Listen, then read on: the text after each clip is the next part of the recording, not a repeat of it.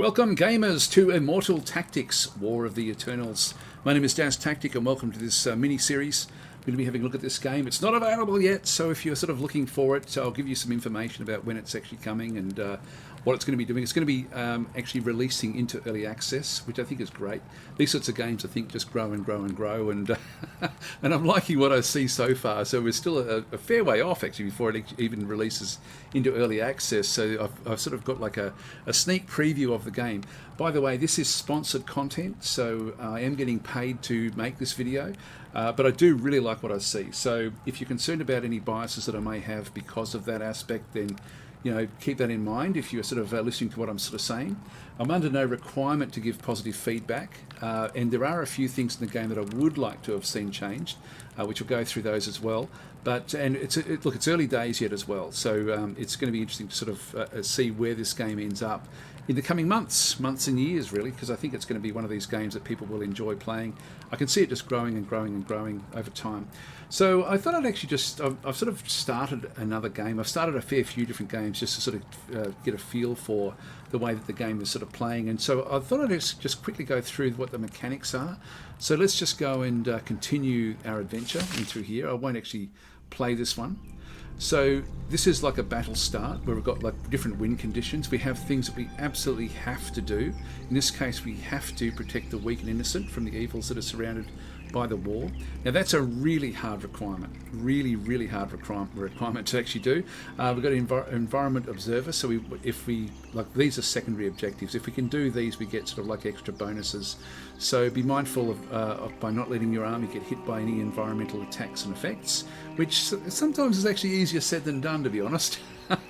And then we've got a gem hunt as well, so we need to collect all the mystical gems present in the game. These are just secondary, we don't have to do those, but we have to protect the weak. So that's where we are. So if we have a bit of a look at this one, so it's the enemy's turn, and there's the weak one there.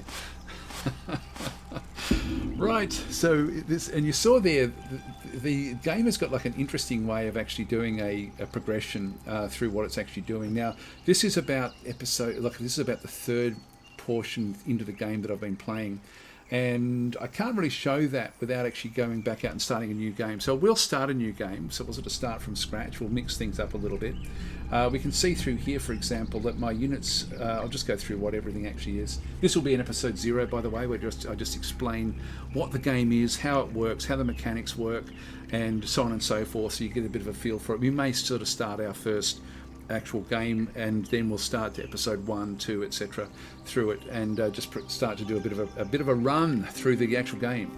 It's hailed as a roguelite, and you can see through here there's certainly it's confusing to sort of figure out where the rogue elements are. Now, when you look at a game like this, you think, oh, okay, well, this is an actual this is one of a series of different levels that we're doing, and technically it is a series of different levels, but this is all procedurally generated. So when you come through, there's certainly an algorithm that sort of presents a certain strength of monsters that you have to contend with, and also randomly it'll present the sorts of things we have to protect, like save the weak, for example. So we actually have a unit here, and if we click on this one, we can sort of see Caddy the cat. So protect and save this unit. Any attack will kill this unit. Protect this unit from the dangers of the field. And so if we lose this, we essentially lose the fight. And so and this is going to be very hard to protect. As I say, this is a really hard type of mission. Now, if I go back and reload the game, it will reload this same position on this run. But if I reload a different start, and I'll show that as well when we get started, I'll do a couple of starts just so you can sort of see the difference between the different maps and what else might be brought in. Generally, the units that come in would be about the same, but the map is different each time, and the map does play a big role in what's going on. So, like you can see there, tree tile, a destructible tile which you can attack to clear a path for any unit. So there's a tree trunk down through there. Over through here we've got a swamp tile, so when a unit is moving from this hex, that unit's movement speed is reduced by 1. Movement speed cannot go below 1. So it can sort of just, like tiles, these sorts of tiles will just be slowing units down. We also have things like vine tiles. When a unit ends their move on this hex, that unit receives half damage from this hex. So it sort of just it sticks them. It ends up sort of damaging them if they end there. So anyway, that's just, and these are just normal tiles. So the game is played in a series of unusual moves, and this is actually the whole key to playing it strategically, is to make the best use of these particular moves. Now, we've got some problems here because I don't think I can actually win this particular fight with what I've got. You can see the first one is we're in the move phase at this sort of stage. So we've got a move phase in through here. Now the very first phase that actually takes place is actually the enemy phase. So it's an enemy phase has already sort of taken place where they've moved in. We saw that just at the very start, and now we actually have our move phase. Then it's our attack phase. So we move and attack, and then the enemy attacks, and then it's the start of a new phase again. So so in that sense, we don't really have to worry about the attacks until after we've actually repositioned our forces. So it means that we can strategically move around and almost kite through the game if we can do it.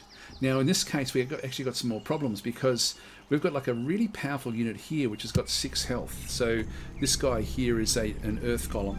And there's so many different sorts of units in the game, and I've got to say the actual pixel art looks great in this game. I really like it. It's got that sort of old feel, but it plays very, very well. So we've got a golem here with 6 health, and it also, if it hits something, it's got like a gigantic swing. So it hits the target unit with a huge punch, dealing 2.5 damage and adding a paralysis status, which enables the unit to attack for 2 turns. So it sort of basically disables a unit, which is a massive problem, for it to be able to do that. So we cannot let that one have a hit. So what we can do with our move phase is I could move away from there, and then it can't do anything. So as long as I'm kiting away from it, I'm okay.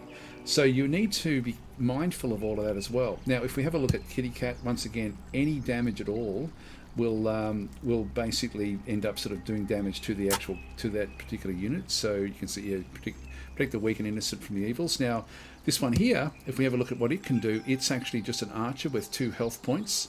It's got inflicts half damage to one unit using your bow and arrow, so it can actually hit that unit from there. Now, I'm not sure if a half damage will actually mean that that's been destroyed, so I haven't actually come across that yet. But what I'm going to need to do is I'm going to need to make sure, if we can do it, to move this one away. Now, 1, 2, 3, that one can't hit it, but that one just hits it at this stage. So we've got to be very mindful of trying to keep these sorts of things at bay. So for our turn, for our movement phase, we have to then think really carefully about what we're going to be doing. Now, one of the problems I have with the game is there's no undo with the movement phase, and really everything is exposed to you. There's no random stuff. The game beautifully presents these random puzzle maps that you've got to then try to figure your way through, and they're random. I couldn't believe that when I first started playing it. I thought, it's too intricate for it not to be random. So what we have here is I'm going to somehow have to do 6 damage to that one there. This guy here, because of the last game that we played, he's come in with only 1 health. I didn't get a chance to heal him up. He actually ended up dying in the last game, so he's come back in with 1 health. So we've either got to heal him up or do other things. So at 1 health, he can take a little bit of damage. These only do half damage, but if 2 of these hit him, he's basically dead again. So I've got to be very careful with that as well. So what does that mean? Do I try to heal him up, or do I move him out of the way, or what do I do? Now, I could go back up there and hit him. Now, this unit doesn't move, by the way. I've got no movement through here. So if I do that, if I go up and hit that one, I can kill that one. If we can see that he's now level 5, so I've got all these different skills that we can actually then go and do. So inflict 2 damage to one adjacent unit, or I can do wields the sword and inflicts 2 damage to 3 units together that are adjacent to you. So I could actually sort of do damage to both of those if I needed to. That would then kill that one off. But if I go to there, 1, 2, 3, yeah, that one can still hit me, but this other one can't. So I could move to there and do a shot there to get rid of those. So you need to know what everyone does. This one here has only got like a Draconian Slash, inflicts 1.5 damage and adds a bleed status, which damages the unit. The unit suffers half damage for each tile it moves, which lasts for them for 3 turns. So we have to be very careful of that one. It's got 4 health, so that's another dangerous one. I could survive for 1 turn here from getting attacked by that one. if I could then kill off this one as well. Now I can do 2 damage with the slash attack, so that's 2. If I... This one here has got a whole lot of different ones as well. So casting of the Earth's energy to a unit, granting it a regeneration status, which heals 1.5 health at every end of its movement turn for 3 turns. So I'd have to wait for the whole other turn before that one would then start to regenerate, but that would be helpful to actually get that one done. Now that's range of 2, so I'd have to sort of move that one up pretty close. We also have this one here, a gust of the bow. So gathers strength and fires a bow with a gust of wind, inflicting half damage to one unit and knocking it back 1 tile if possible. If it can't knock a unit back, it deals 1.5 damage. So I could, if I'm there, no matter where they go, he's always going to be able to do some damage. So I think that my best bet for the use of this one, if I can't kill that one off, like I need to get another 4 damage to that one there to kill that one off. So that would have to be, that's only 1 damage from the accurate bow, which I can use any number of times that I like. I do actually have the gust of wind. I've also got this regeneration, and this is just like a status effect. So finesse, mastery with the archer's finesse grants the user 15% chance of evading an attack, which is quite useful. And as they level up, these sorts of skills become more powerful. So in that case, if I move that one to there, I'm going to need to move that one within 2 just to give it a bit of a boost along, and then we've still got this unit in through here. So I'll just play out a turn so you get a bit of a feel for how you've got to then puzzle through the game, which, as I say, is really quite intricate. This one's got a healing spell, which is only range 2, so I would need to be within 2 to be able to use that one. So this unit gives up its own life to heal a unit with 3 health. Unit's health becomes 1, and you need your health to be more than 1 to cast this. So we've got to be over 1, and so essentially we drop to 1 health, but we do heal up for 3. So that's one thing we can do with that one. We also then have, this is the Divine Blessing. With the Divine's Blessing, all attacks done to nearby units have a damage reduction of a half damage. This unit cannot is not included in the damage reduction, and it lasts for 2 turns. So what we'd need to do is kill off these that they can't get a shot in. He also has got extremely poor movement. You can see only just 1 movement in here. So for him to do anything, we have to be careful. But he does have this one as well. Cleanse the evil spirits of the enemies by dealing 4 damage and gives 2 health regeneration status for 3 turns. So I can actually kill that one off with this unit if it's within 2. So I've got to then move this one up into here to get the ability to move that one. This one has to move across to here, and again, it's all random, so we don't really know what we do. And then we need to be within 2 for this one to then have a shot. So let's just do that. We now have the attack phase. Now we know that we've got certain things that we needed to do. We were going to go and use this guy to get the rejuvenation on this unit. Now we get no benefit from that initially. It's only afterwards. So I'll play out a round just so you can sort of see how this one works. This one we were going to do now some of these will have like a retaliation strike, but these don't. These ones don't. We had a look to see what they actually have. So we've just got a sword slash for 2 damage. We've got a massive cleave, so wield your sword and inflicts 2 damage to 3 units together that are adjacent to you. Now I've only got 1 of these that I can make use of. Then we've got Shattering Pierce, so pierces through the armor and shatters a unit, dealing 2 damage and inflicting a weakened status, which adds 1 more damage to the unit whenever it's attacked. So that's another way that I could try to kill this one off. But if I go this way here, I can do the damage. It'll have 4 damage after we do this. We kill that one off, which then protects that unit. So hit both of those. He's down to 4. We now have this guy here. We're going to use this Cleanse Evil Spirits. That gets rid of him. So that protects this unit. And then everyone's now done. Now, yep, so we've now got the next move. Still got 1 health. They didn't actually move there. So if we have a look back through here, we're back to our movement phase. Now we have a problem here. Now this guy here, if we don't attack, we can get our abilities back. But if we have a look at his abilities, we no longer have the spiritual cleansing. We're down to 0 of those, which means that we have to do all 4 with these attacks. Yeah, so he's going to regenerate after the movement phase. What I might do is I might keep this unit where it is, because these are still not close enough to be able to do the damage here. So really the goal here is that we need to be protecting this unit here. So I'm going to keep that one where that is, and I'm going to not do anything with it, so because we're going to be pushing this one back away initially. So let's just leave him where he is. We just click on wait. This one here would then move across. This is just to give an indication of what's going on. After moving, I've now gone up to 2.5. So I've added another 1.5 because of this regeneration. So he's starting to regenerate. And this one here, I'm fine just leaving this one where it is. So we've still got 4 and 3 there. So we'll wait there. Now they'll bring in other spawns as well over time. I thought I'd just show this so you can get a bit of a feel for how we've got to try to win this particular fight. So I've got, again, a single attack through here that I can actually then sort of do. So, okay, here we go. So Warrior's Will. So deducts half damage for every attack and damage inflicted on this unit. Status effects, environment damage and auras are not reduced. Actually, that's actually interesting because that's actually stopped that archer from actually getting the damage that it was trying to get done. So what we'll do is we'll do a inflict 2 damage in through here. I could do that one, but so if I do that one there, pierces through armor and shatters the unit, dealing 2 damage and inflicting weakened status, which adds 1 more damage to the unit whenever it's attacked. Okay, if we do that way, we kill it off anyway, so we can just go straight there. So it's now been weakened, which means that if I do the attack through here, it's going to have nothing left. Even though this only does one damage, the weakened status makes it take 2 damage. There we are.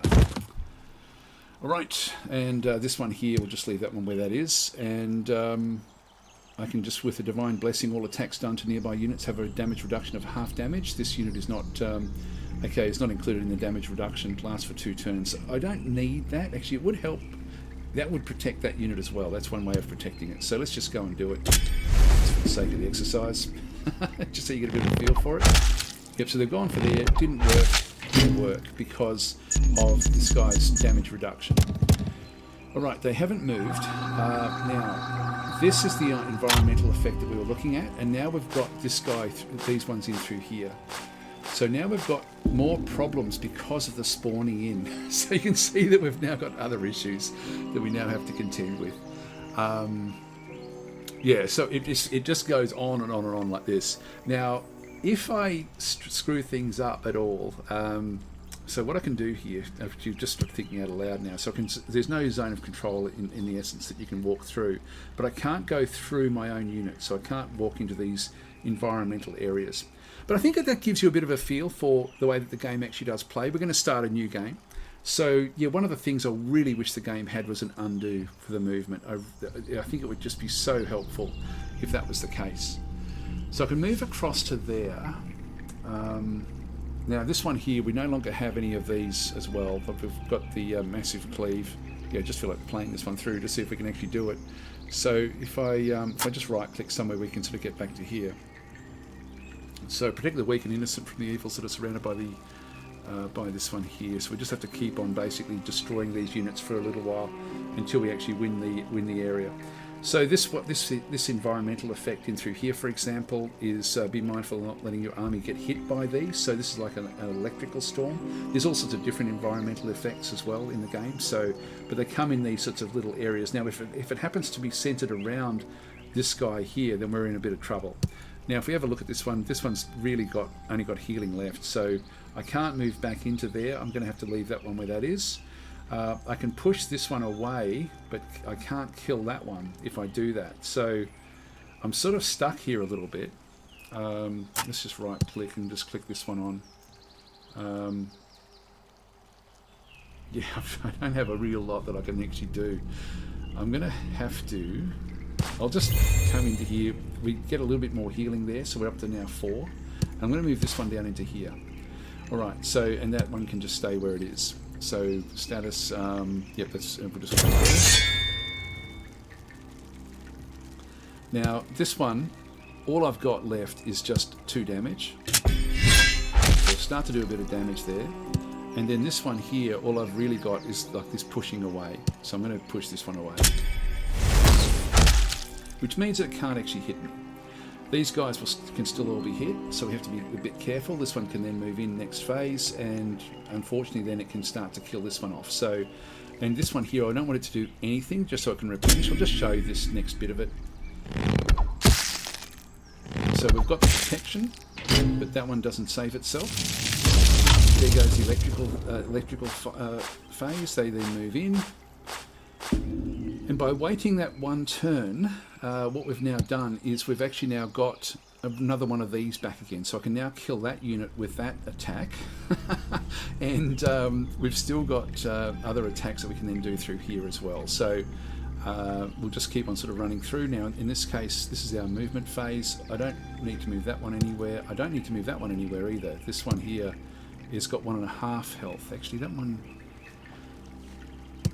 there has got 4. Yeah, I'll be able to push that one away to there.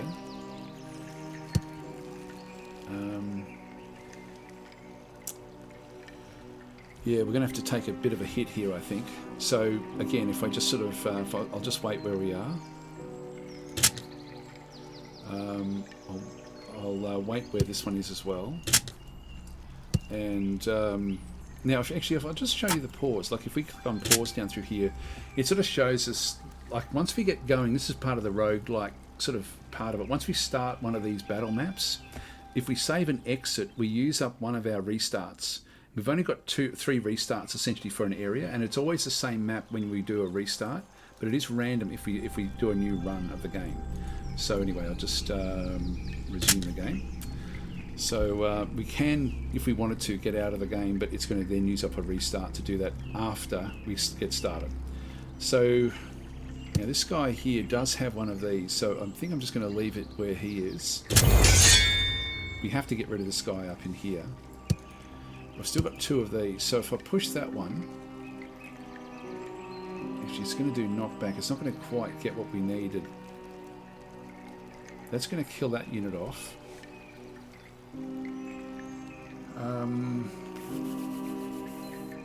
Yeah, the angle is to push it into there, which does 2 damage, but I'm going to have to. The only thing I can really do to protect this now is to use. In fact, if I don't do it, like if I use this, I can kill that unit off.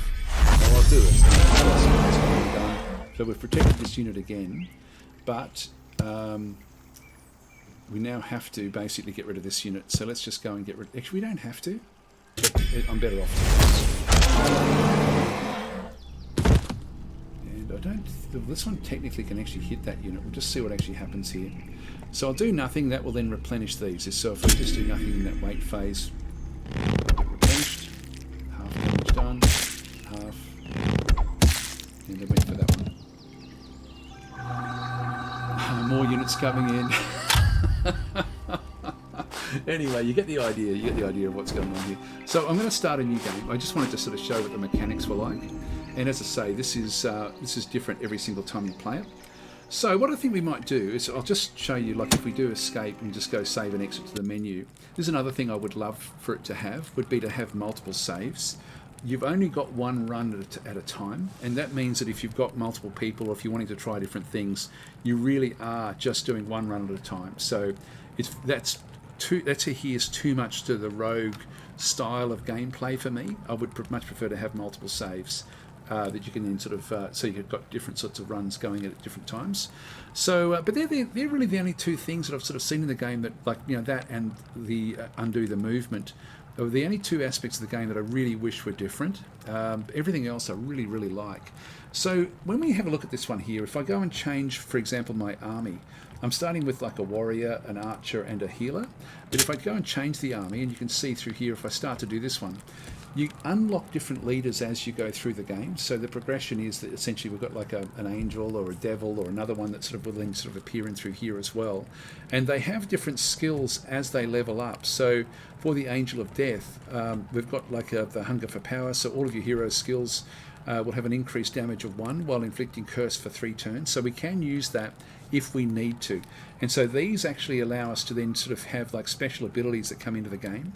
Yeah, and so this one here, the Touch of Death. So target enemy will instantly die. This skill won't work with enemy bosses, but I could actually. So any changes made now will actually then go back. We'll abandon our current adventure and then go forward. So if I do that one, we're no longer in this current phase. If I go back out, I can only go to a new adventure, and these are all now on level 1. So I've just restarted. That's why I would love to have multiple saves, just to sort of be able to deck these things out a bit differently. Let's just go back to change the army, and we'll go back and let's just play with the Divine Leader, for example.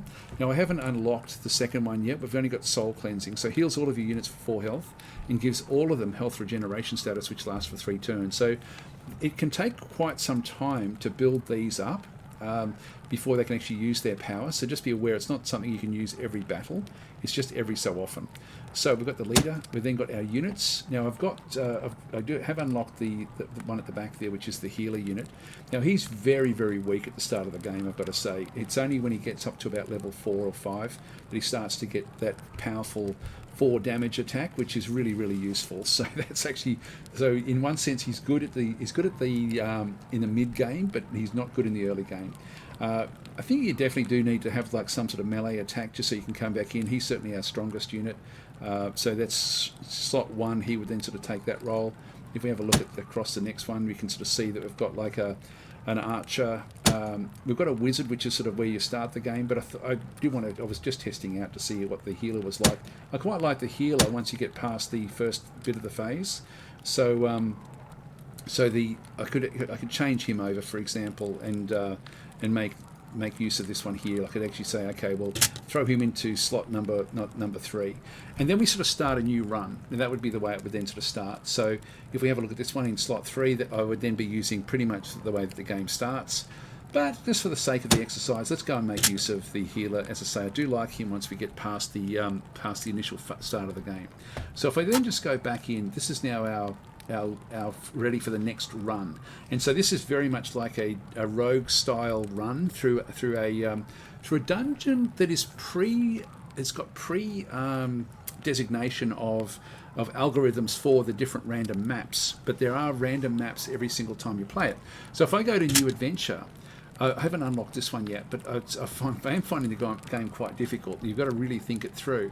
We've got it normal and expert. Really, normal is quite hard. Sort of another thing that I would sort of almost wish that the game had was maybe an easy mode as well, just to sort of have like 3 levels. I think that would be quite useful. We're just going to Wildlands, and so we start off in through here. You just saw there that was the first map. I actually wish it would show that for a bit longer, but anyway. This first map is really like our tutorial type map. So battle starts. We have to defeat all of the. So this is war. Defeat all enemies in the game and leave no enemies left alive. And time is ticking. So we've got to defeat them all in 12 turns to save yourself and all of your allies. We don't have any other requirements. There's no one we're trying to save at this particular point in time. And so the game comes in like this. And you can see there how it's sort of been generated. So if you just take a bit of a notice of. We've got two of these guys here, which are gnolls. 2 of the treant archers and 1 treant giant is sort of coming to this particular one with a combination with rocks like this, trees like this, for example, and we've got like vines in behind it. There's a goblin right next to us as well. So that's sort of what this one actually generated. If I go back out again, if I just press escape, and if I restart the area, so if I do this one. It's exactly the same start, so it sets it up exactly the same.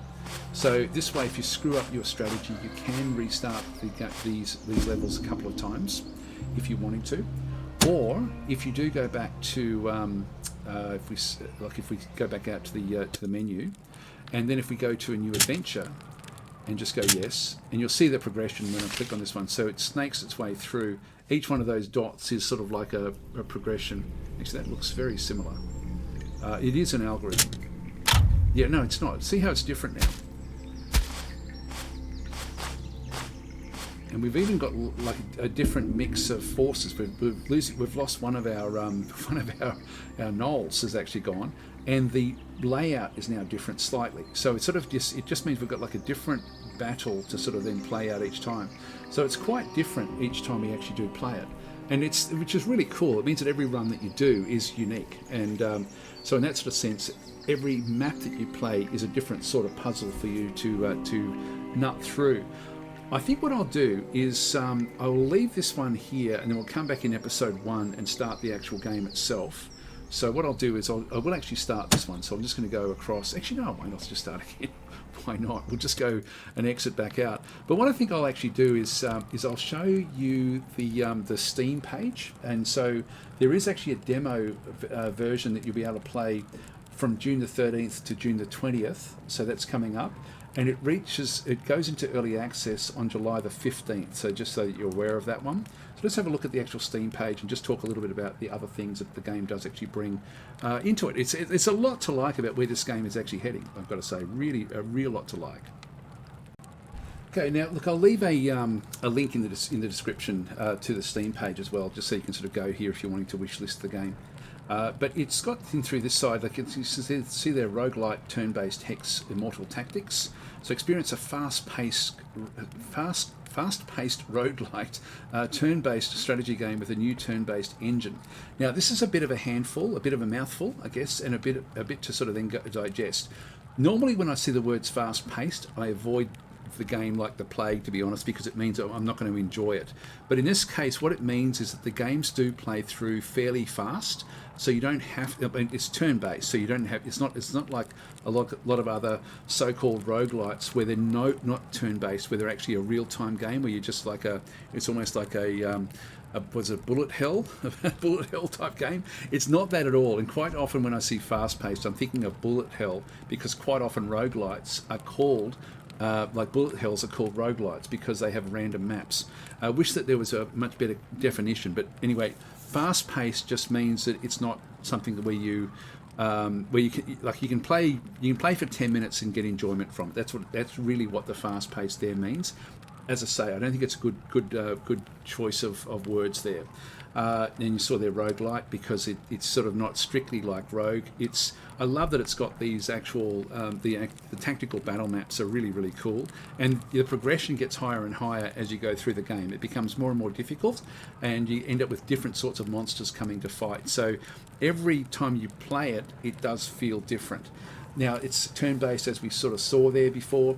It's a strategy game with a new turn-based engine. Now, the only thing really, it's when it says like a new turn-based engine, it's not really an engine. It's actually what it is. It's a sort of like a different sort of turn-based system, where we saw the turn-based system that it's using is enemy move, you attack, enemy attack, and then in any environmental damage that then comes after that.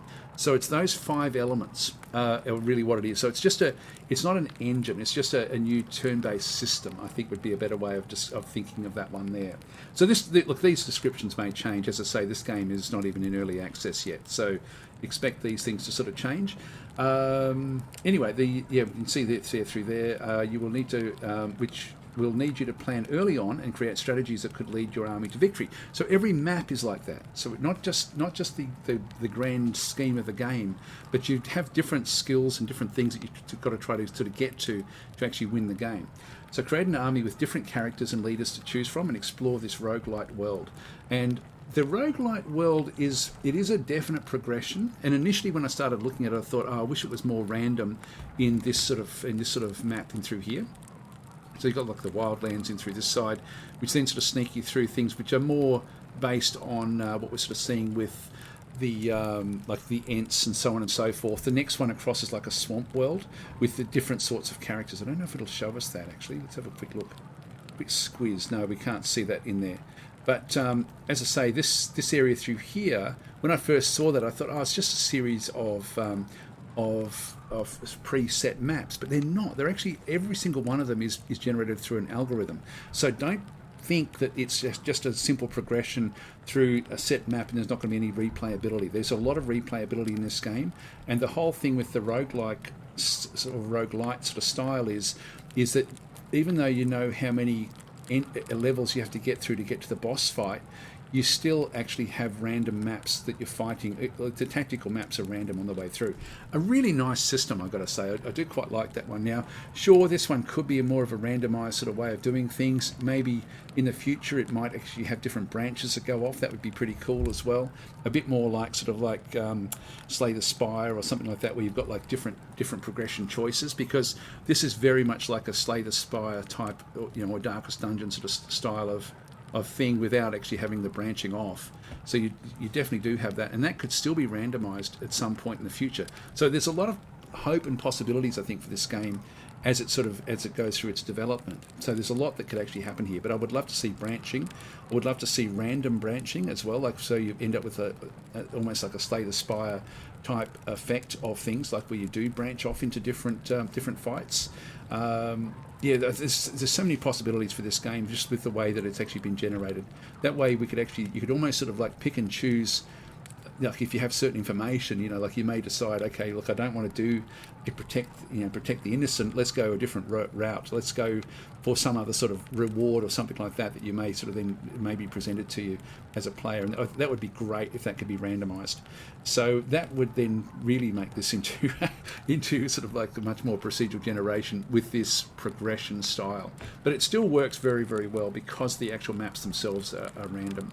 We'll have a bit of a look through. There's, as I say, there's some good stuff. Now, planned release date the 15th. I think that is accurate, actually. It's so it's 7 weeks. It's a long time away at time of recording. It's got a Discord server, so if you're interested, you may want to go and have a look there. The new turn-based engine. As I say, it's more of a system than an engine. You've got roguelite. Again, it adheres too much to that. That's why I would like to undo moves and things like that. I wish it would not adhere too much to being a roguelike or roguelite moniker as a way of sort of describing it. I think it would be better if it dropped some of the requirements of it being roguelike. So anyway, we've got that one through there. Strategy for everyone. It is actually, the game is friendly to newcomers to the genre, and more experienced ones still have a fresh new take on the genre. Now, this is one where I would actually like to see this done as with an easy mode as well. As I say, I'm finding normal mode really quite challenging. Sometimes I move into the wrong spot and think, damn it, I can't undo that move. I've got to, if I lose this particular one, I'm going to have to replay it again. And you saw there when I started that example, I actually had come in and I was, I only had 1 health, so I already start the next fight behind, with poor health. So there is a progression from level to level if you do take damage in the previous level. So you just got to be careful of that one. So game features, easy to grasp, but densely strategic, and that is super, super true. Like, it really is very easy to actually get a basic understanding, but the actual gameplay can be really, really deep. It's a bit like chess. You can play chess very superficially or very deeply, depending on on your levels in through there. Customizable armies and different leaders to choose from, and that sort of unlocks over time as well. Experience a new turn-based strategy engine. Again, it's more the system. Numerous possibilities for the army and the explorations. They're like, it's again, I would love to see the branching. Gorgeous pixel art, tick. And atmospheric audio. Now, I've sort of got the audio turned sort of right down because I'm not sure exactly what the what YouTube will then do as far as the algorithms and so on and so forth, and claiming the videos, etc. Immortal Tactics, War of the Eternals. Really, really cool game. So I'll leave this episode here. This will just be an introduction to the series, and then we'll just do a bit of a run through and just sort of see how far we get. Thanks for watching. I will catch you in the next episode.